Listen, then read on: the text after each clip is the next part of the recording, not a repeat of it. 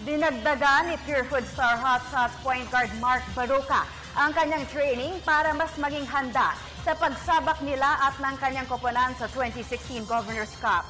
Dinipensahan naman niya ang bansag na oldies na ang backcourt ng Hotshots. Ang kabuang detalye hatid ni Kay Asuncion. 2 araw bago ang nakatakdang pagbubukas ng 2016 PBA Governor's Cup, puspusa ng ensayo ni Purefood star Hotshots veteran guard Mark Baroka. Matapos ang ensayo, nagsasagawa pa ito ng extra shooting para mas maging swabe at sure ang galaw at shooting sa loob ng court.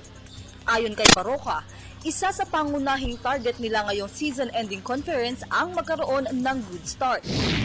Buong stay ko dito sa Purefood, hindi pa kami nag-good start talaga eh. Lagi kami bad start, nagpipick up lang yung game na yun pag mga malapit na yung quarterfinals. So ngayon siguro good start kasi nga maganda yung advantage. Pag nag-start ka talaga ng maganda, nakakuha ka ng momentum, tapos hindi ka magtagilid kasi mahirap yung maghabol sa dulo eh.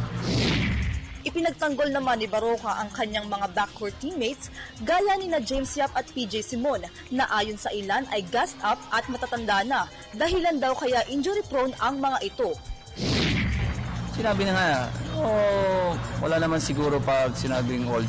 Kasi pag old nandiyan yung core namin, siguro yung nandiyan yung kuha namin is core, yung samahan namin nandiyan. Pero yung alam mo yung Grand Slam dati na mahirap kunin. Nandyan yun eh. Nasa dugo pa rin namin yun. So wala naman yung as long na nagko-compete kami ng maayos, healthy kami, siguro may good shot yung mangyayari ngayon itong conference ito.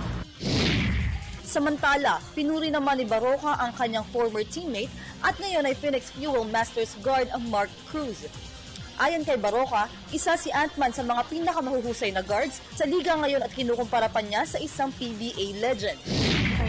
Si Mark kasi nung nandito siya sa amin, grabe yung batang pinapahirapan lang ng tao kasi sobrang bilis. Na-impress ako sa kanya kasi nga, di ba, sa liit niya, competitive masyado siya eh, hindi siya natatakot. So parang nakikita ko sa kanya si Coach Johnny.